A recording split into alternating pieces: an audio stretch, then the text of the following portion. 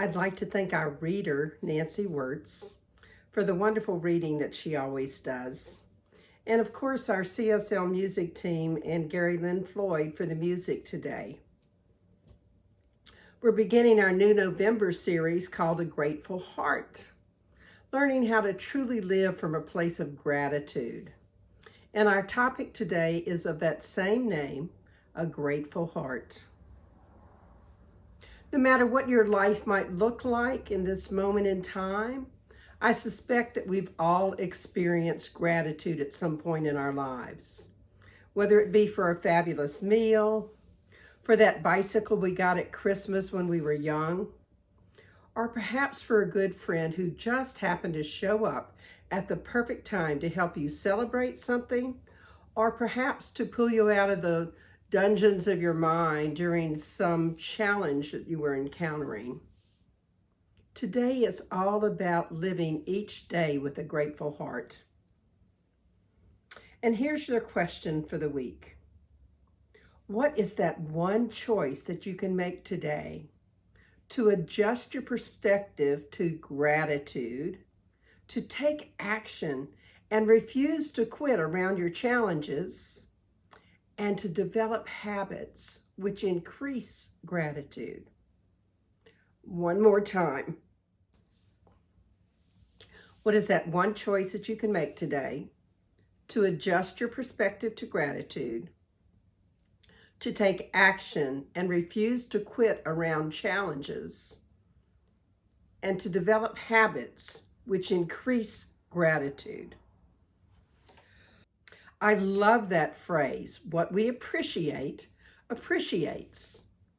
If each of us truly embraced that statement, we would all be living from gratitude in every moment of every day and seeing our good everywhere. I admit that sometimes my appreciating something, like the driver that just cut me off in traffic or almost caused a wreck, takes an adjustment of my perspective. Imagine what might happen the next time a driver cuts you off if you bless that driver on their way. Truthfully, they could be rushing to an emergency. We have no way of knowing. And in giving them the benefit of the doubt, what we do is see their behavior as necessary in their world and bless them to have a safe journey. Eric Butterworth in Spiritual Economics wrote this: "You do not need something to be grateful for. You need only the desire to feel grateful." Can we not have a desire to feel grateful? And yes, that does mean that we have to remember to adjust our perspective at times. One perspective adjustment is to prioritize those things in our life that feel like adversities. Have you ever noticed that when you're experiencing adversity, that you can easily become distracted with minor setbacks, disappointments, and they quickly seem to add up and become what I call whelming? So what can we do?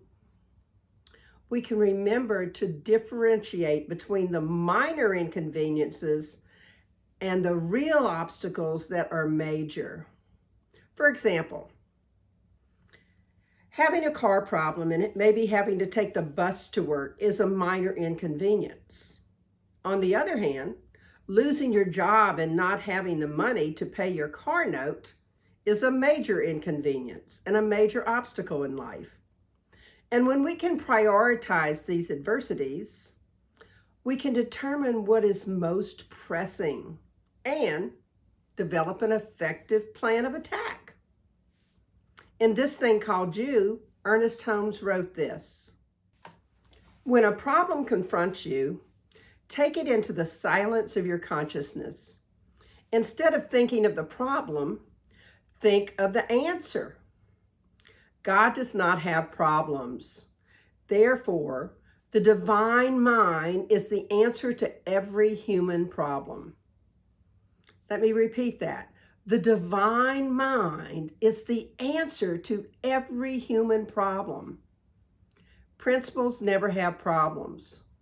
Problems are solved by bringing them under the control of principles.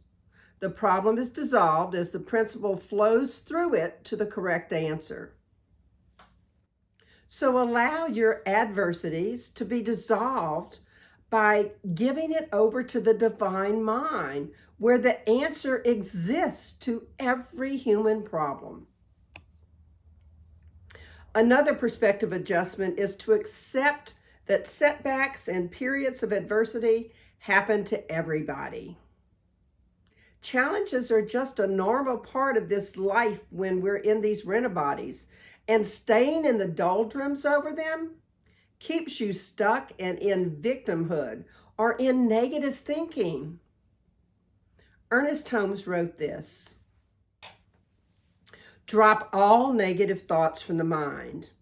Do not dwell on adversity, but think plenty into everything. For there is a power in the word. Meditate on the things you are doing as being already done, complete and perfect.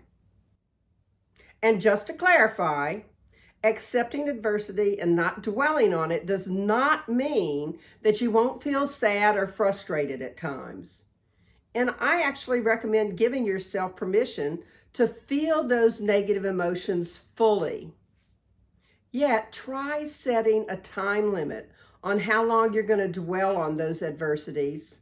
For example, schedule 30 minutes to cry about it and feel your pain. And when the time is up, divert your attention to doing something positive, perhaps volunteering somewhere, or noticing all that you do have for which to be grateful. Then do as Holmes suggests. Meditate on the adversity dissipating and the power you have to overcome it. And if you're one of those people who, when you experience setbacks, you dwell on what you did that might have caused it, here's another perspective adjustment. Notice how capable and resilient you are. Now, no back talk here. You are capable and resilient. How do I know? We've all survived hardships at some point in our life. One way or another, we found the strength to overcome whatever that hardship happened to be in the past. So believe in yourself and know you're capable of overcoming whatever life setbacks might be happening at this moment. In a Holmes reader on meaning, Holmes wrote this: here we may meet difficulties, uncertainties, and doubts, barriers walling our passage. But we must not be discouraged when so confronted. We must climb over the rocks of unbelief, pass around the barriers of doubt, and plunge into the stream with faith. The stream will ever widen. The barriers will gradually disappear. Though we walk through the plains and valleys of indecision and doubt, the stream will still carry us back to the ocean of our being. We're each capable of climbing over those rocks and plunging into the stream with faith. Faith that knows we are resilient enough to overcome whatever setbacks we're encountering. We just need to take that plunge and have faith in the abundance of the universe. Stop the doubt and fear, and absolutely stop retelling your story of your adversity. Quit repeating it. We must cling determinately to our spiritual truth that the universe is for us. It's abundant, and we deserve that abundance in every aspect of our life. So no matter how long it takes, walk and live and speak in faith that which is true. Amazingly, in taking the plunge, we invite the good of the universe to begin to reemerge in our lives in whole new ways. Paul Zader wrote this: there is a natural law of abundance which pervades the entire universe, but it will not flow through a doorway of belief in lack and limitation. So make sure your doorway is filled with faith and belief in your good showing up for you, and that you are not retelling any stories of adversity, lack, or limitation. Another great perspective adjustment is to always look for the positive. I can just hear you say, "You have to be kidding." I'm not kidding. Pollyanna is a great life attitude. Winston Churchill reminded us, a pessimist sees the difficulty in every opportunity. An optimist sees the opportunity in every difficulty. So if you want to overcome adversity, you have to focus on the positive, whether it means the positive aspects of your situation or the positive results you'll feel when you get past the situation, or when you achieve what you want in the future. Try asking yourself where the opportunity exists in this difficulty. And if you're having trouble focusing on the positive, sit and make a list of all the good things in your life, of all the good things you may have to look forward to. And what I bet is you'll soon feel happier, and you might think more positively. I know at the top of the list are my children and grandchildren. What might be on your list? I think one of my biggest perspective adjustments was learning to reframe my mistakes as learning opportunities. I know in school, I never missed the same question twice. When I saw that red ink around an answer, I knew that I would remember the correct answer forever. Did you ever have a similar experience?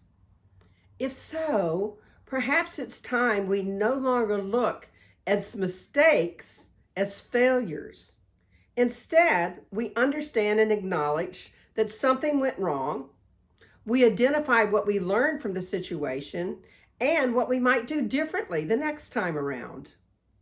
And by the way, if you're struggling to find the learning opportunity in some situation, tell the story to a friend as though it was something that happened to somebody that you know, and then ask them, what lesson do you think they were learning? It's amazing what we can learn from those objective friends of ours. We know that not every moment of every day is going to be a miracle one. Although I have to admit, when I think about the fact of how many breaths I take every day without even thinking about it, I do have to kind of think that every moment is a miracle. And because we live in these rent-a-bodies, we have to be realistic about our lives. One way is to set realistic goals, breaking them into smaller goals that can be achieved in successful small steps. And that helps us remain motivated, and it decreases our frustrations. Your confidence gets a boost every time you achieve a small step, and you have something for which to be grateful. You're one step closer to your goal. So, for example, suppose you're trying to lose 30 pounds. Set a goal to lose 1 pound a week. It often takes a long time to lose 30 pounds, so focusing on smaller weekly goals provides opportunities for us to regularly boost our confidence. Hey, we did it. Focusing on the smaller goals makes those setbacks seem less significant. And let's face it, failing to lose 1 pound sounds a lot less than I didn't lose the 30 pounds I was trying to lose. So how does this relate to living with a grateful heart? What might be realistic about your goals to live with a grateful heart? One thing might be to use affirmations to remind you to live with a grateful heart, and create visual reminders. Having visual reminders about living with a grateful heart in various locations helps me to motivate myself as well as focuses my energy. I use the back of my cabinets, my bathroom mirror, my wallet, put stickers on credit cards that I might use pretty frequently. Make your reminders either very basic or extremely elaborate, depending upon your preferences. The key issue is to remind yourself regularly to live with a grateful heart so you can experience loving your life more. And if the affirmations don't seem to be working, have a plan B. Look for other solutions that might eliminate the problems in your life which keep you from having a grateful heart. Michael Jordan said this: obstacles don't have to stop you. If you run into a wall, don't turn around and give up. Figure out how to climb it, go through it, or work around it. We've already discussed a lot of ways to address setbacks, and perhaps you might create a contingency plan, a way to climb it, go through it, or work around it. Often, just having options helps us remain hopeful and keep that positive attitude. Just in case we hit a detour along the way of our problem solving, it never hurts to have alternate routes to success. There's an old Dutch proverb that says, "The gem cannot be polished without friction, nor man perfected without trials." To me, that proverb is an invitation to remember that our diversities polish us. They make us better. So we should refuse to quit. Giving up never solved any problem. Most circumstances eventually change. Everyone who wishes to change or improve their circumstances typically has to go through some kind of personal struggle. And most people who have overcome adversity have stories of their difficulties and how they actually benefited from those difficulties. Try to realize the benefits of moving forward, such as gaining resolve, personal strength, thicker skin, despite the fact that it may be unpleasant at the moment. Remember, you are a gem in the process of being polished and perfected. So stay on task. If you need a break from the frustration, take one, and then commit to returning to it as soon as you are in a less agitated state. As Ralph Waldo Emerson told us, when it's dark enough, you can see the stars. There are some habits that help us to increase having a grateful heart. I'm going to share some of the ones that are most important to me. First one, and the topmost on my list, is I have a philosophy that keeping a gratitude journal and regularly acknowledging those things in our life for which we're grateful actually helps my positive perspective of life. And positive attitude helped me to tackle things that appear to be adversities. On those not so wonderful days, I can pick up my gratitude journal and read all of those things that are so great about my life. And by the way, to help you start one, you can download a 30-day journal from our website at cslsoutheastla.org. A second useful habit is to create and nourish a support system. I talk a lot about traveling this road on earth in community. And to live with a grateful heart, it helps to have a mentor or a prayer partner or a friend, someone who helps to provide guidance and support and keeps us focused on the truth that everything is always in divine order, which sometimes we tend to forget. Having people to turn to in times of adversity helps provide comfort and support. So develop a support system before you need one, so you can engage those resources when the time comes. Pay frequent attention to friends and family, be it your birth family or a chosen family, and keep those relationships healthy. Mentors and prayer partners and friends can be a positive source of escape from adverse situations. And sometimes we just want somebody to listen to us. So if you don't already have a support system, you probably know several people who would be great for you in your support system. Ask the divine to guide you to the perfect people. I personally have a support system made up of people all over the United States, multiple mentors and prayer partners, and they provide me various points of view and guide me in my varied aspects of my life. And I make sure that there are regular texts and phone calls so that I can maintain and strengthen those connections. I feel like when I ask for support and when I need prayers around something, I always get them very rapidly, and I can feel grateful for life events. And a third tip, which is also very important, is take care of your physical health. I don't know about you, but I know when I'm not feeling very healthy, it's hard for me to have a grateful heart. Studies show that regular exercise, healthy diet, and quality sleep contribute to a greater sense of overall well-being and to increase resilience. And by the way, higher self-esteem. So for myself, when I adopt a healthy lifestyle, I find it much easier to cope with anything that comes up for me and to inoculate myself against future adversities. I just seem to see life through brighter sunglasses.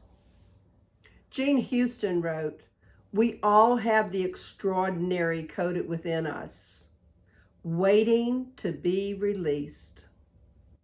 Isn't it about time that we release that extraordinary that's coded within us and learn to live a life in which a grateful heart is always the norm? I think it is. So in addition to the lovely poem that Melody Beatty wrote that was our reading today, I want to end with some more words of hers about gratitude. Gratitude makes things right. Gratitude turns negative energy into positive energy.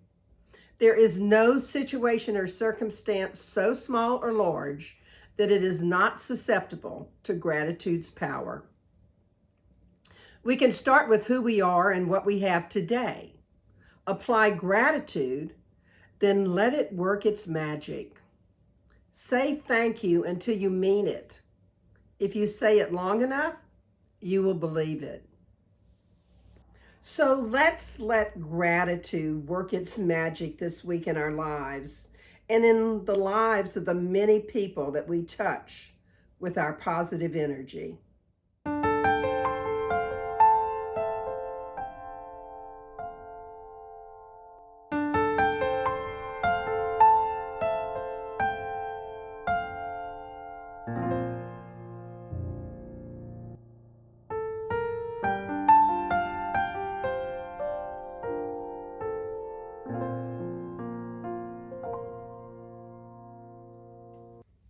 And so in summary, how might you learn to have a grateful heart all the time? Adjust your perspective to gratitude. What we appreciate, appreciates. And notice how resilient and capable you are. Refuse to quit around any challenge that comes into your life, and know that you and the divine together can overcome any obstacle. Remember, a gem cannot be polished without friction. And develop habits which increase your gratitude. Keep a gratitude journal. That's one of my favorites. Create and nourish a support system and live a healthy lifestyle. So here's your affirmation for the week. How is it I so easily and willingly make the choice today to adjust my perspective to gratitude, to take action and refuse to quit around challenges, and to develop habits which increase gratitude. And your challenge for the week is to live with a grateful heart. Observe yourself this week and notice when you might be discouraged or feeling defeated. And remember how capable and resilient you are. And if you need to, use your support system or nurture it for future use. I also invite you to check in a couple times a day just to see how you're doing, and do that gently. So let's pray. Just taking a deep, nourishing breath, settling into the gratitude that we have for living a life in which we know that all is good, all is God.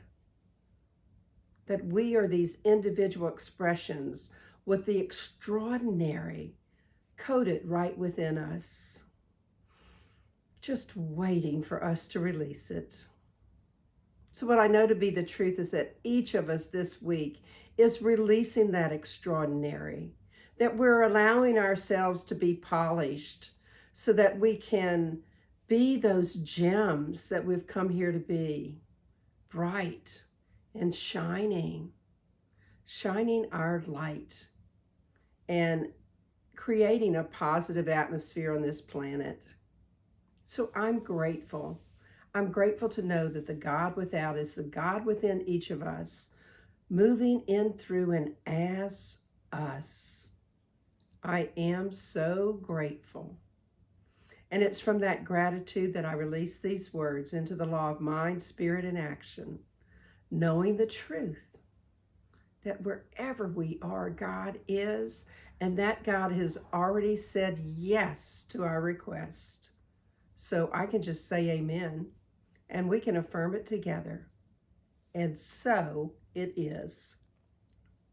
And again, I want to thank everyone that contributes to our community in whatever way you contribute. It's all very important, whether it be financial support or support of another nature. I am grateful. And I hope you enjoy our offertory song.